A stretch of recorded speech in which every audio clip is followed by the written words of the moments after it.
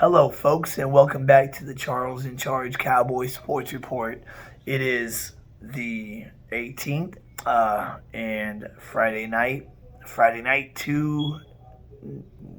guess a day and a half before the big game against Kansas City.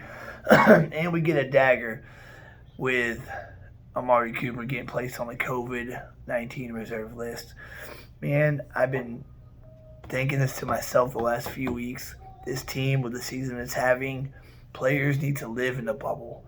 Go to practice, go home. Don't go anywhere else. Don't have any extracurricular activities. I don't care if it's a bye week or an extended week or what it is. I don't care if you're playing on Thursday and you got 12 days.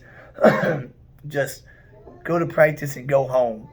And do not expose yourself to that, man, because in a key game, key player goes especially 2 days before the game, that's killer. Now, thank the Lord that we have depth out the wazoo. We are super depth this year.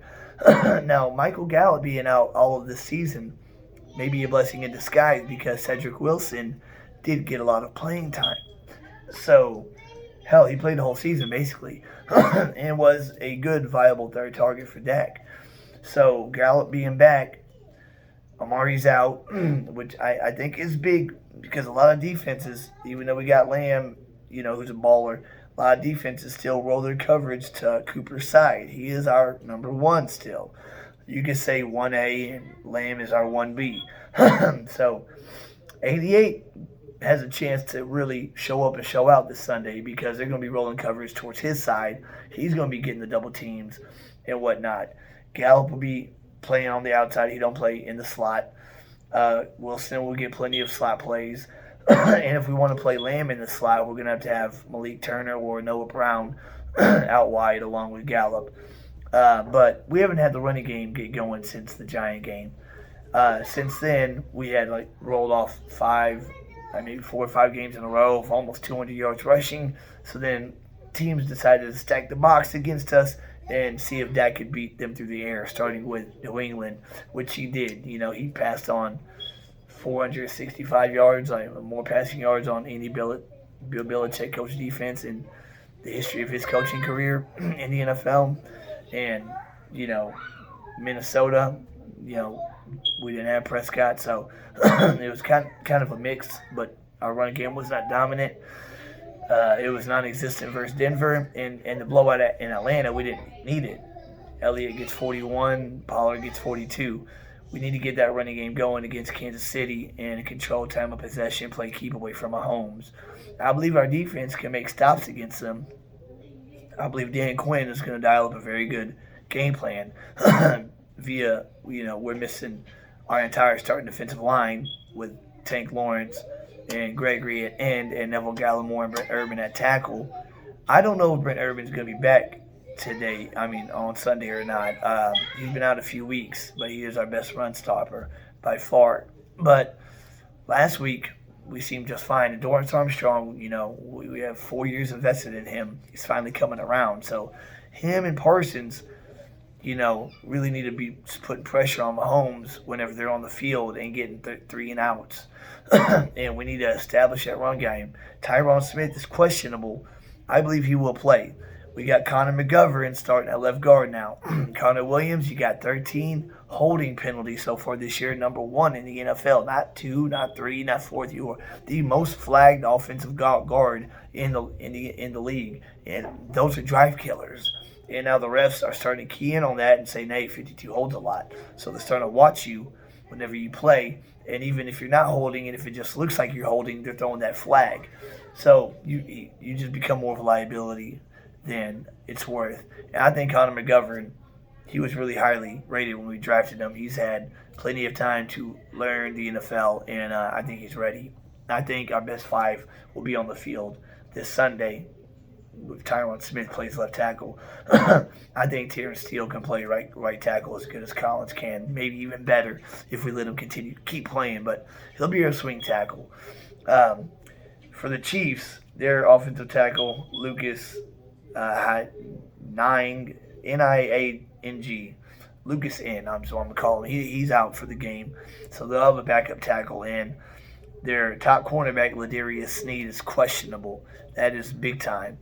And their other cornerback, Armani Watts, is questionable too. But if Ladarius Sneed is a no-go at game time, that almost, I mean, not really, but you could say almost cancels out Cooper being out because that's their top corner. He was a rookie last year, but he's really stepped up to become the number one cornerback. So if Sneed is not there, then Tyrann Mathieu will be their best cover guy when it comes to man coverage. And Gallup can be one-on-one coverage, so can Lamb, and Cedric Wilson can too. But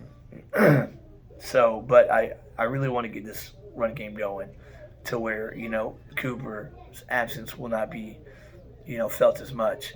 We saw Washington beat Tampa Bay with a 10 and a half minute drive, ending with a touchdown, the longest drive of any team this season. That's what we need to dial up.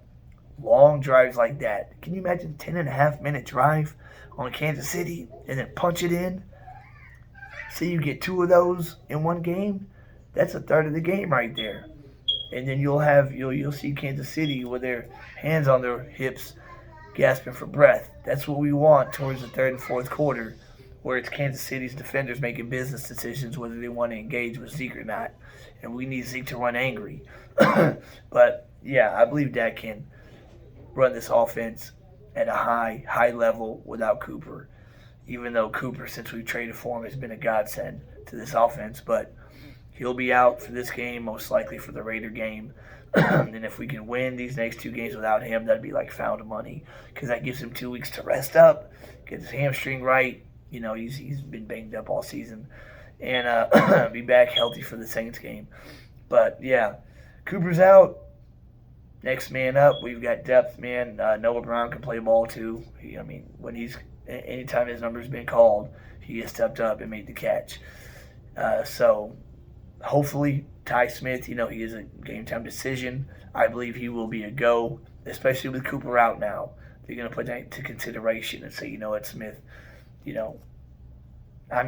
Tyron Smith's the kind of guy that can roll out of bed Saturday morning, not practicing all week, and play the best on Sunday by any tackle in the league.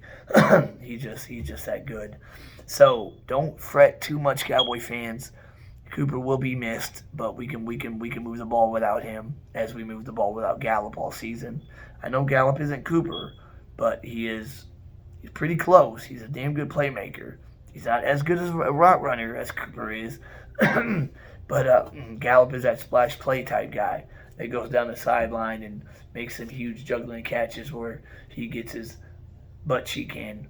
That equals 2 feet, a.k.a. last year against Atlanta. Just look at his highlights, man. Michael Gallup makes the big catches. He's a long ball guy. And Cedric Wilson is he's a good slot target, man. He will be signed in the offseason for sure. He is great in the slot for us. Cole Beasley was the last good slot guy that we had. Randall Cobb took that role for 1 year, did all right. But Wilson, yeah, he should be good. But my prediction was 38-21 before this Cooper injury, and it's going to stay that way. 38-21, 17-point win, and I believe that we're up by 24 in the fourth quarter, and that Mahomes gets a touchdown in the last 4 minutes to make it look more respectable. But I think this team has played better throughout the season. We have more depth up and down the chart. Our swing guard is Connor Williams now, which is not bad for our swing guard. Our swing tackle is Terrence Steele, which is not bad for a swing tackle. Those are, top notch right there. And we got a plethora of receivers. We got 2 good backs. We got a great offensive line, and we'll see how it looks with Connor McGovern at left guard. Man, maybe we're more dominant. Maybe we push that line of scrimmage. Cause he's got a little bit more meat on him than Williams does. I believe he weighs a little bit more, and he's more of a true guard than Williams. Williams was a tackle coming out of Texas, and I don't know why they put him at guard. I never understood that. He never had to ask for it. You got to have weight to play offensive guard. He never had that size or that strength. Conor McGovern does. And we've been pushing for him to start for a while now, so we're getting our wish. I think the best five will be on the field this Sunday. Ty Smith be playing also. So don't worry too much, Cowboy fans. This could be a blessing in disguise. This could get Cooper healthy for the down stretch. We go to Kansas City, handle business. We handle business Thanksgiving at home against a Raiders team who was kind of taking a nosedive. Gone through so much this season. Has an interim head coach, and shoot, man, they lose their head coach, they lose Ruggs, they lose their first-round cornerback for flashing guns on TikTok, and they just really nosediving. So we can knock off these last two AFC West teams without Cooper. That would be beautiful. And then by that time, Cooper and most of our defensive linemen should be back for the Saints game. I know Tank and Greg will be. I'm saying guaranteed for sure they'll be back for the Saints game. So, yeah, y'all get up, baby. Sunday, 3:25 Central Time. I live in Houston. That's what time I'm going to be getting loud. Y'all get loud, too, because they can feel our energy through the television. They can feel our energy throughout the country. It's Cowboy Nation, baby. There's a reason why it's Cowboy Nation, because we got fans all around the country, baby. All around the country. We go to L.A. to play a game. It's like a home game for us. It's like that several places. It's not going to be like that in Arrowhead, I guarantee you that. But we have seemed to play good on the road this year. We go to the Chargers, beat them. We go to Belichick and beat Belichick. And we go to Minnesota and beat them without Cooper Rush. Now, not having Dak is a hell of a lot worse than not having Cooper than not having Amari Cooper. So we're going into Arrowhead without Coop, but we'll be just fine. Y'all believe that. In our defense, Dan Quinn's got a surprise for them. I believe he does. I believe Micah Parsons is going to be the Defensive Player of the Week this week. He'll be Defensive Rookie of the Year for sure. He's in conversation for Defensive Player of the Year as a rookie. And the franchise sack record for a rookie is Marcus Ware with 8 back in 2005. He's already got 6 halfway through the season. Man's already got 6. He's going to shatter DeMarcus Ware's sack record, and he might do it this game. He might get 3. You never know, because their tackles aren't good. Orlando Brown, who they signed to replace Mitchell Schwartz, is underachieving big time. And then Lucas Nang, whatever his last name, I cannot pronounce it. They got a backup on the other side. It's going to be, we're going to get to him. And then if we get up a couple scores early and we know that they're going to pass, that's when Diggs, Brown, and company feast on them interceptions, baby. Our defensive backs have hands. They have hands. I believe we have, besides Buffalo, we have the most interceptions. I believe. We're second in takeaways.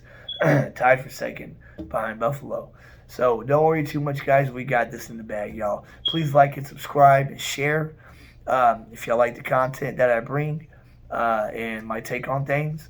This is, I think, video 5 or 6, I believe, or maybe 7. I don't know. I run a painting business, Charles in Charge Painting Services, hence the name Charles in Charge Cowboys Sports Report. The name is catchy, a TV show a long time ago. People told me about a little bit before my time. But that's that for the Coop injury and my take on it, guys.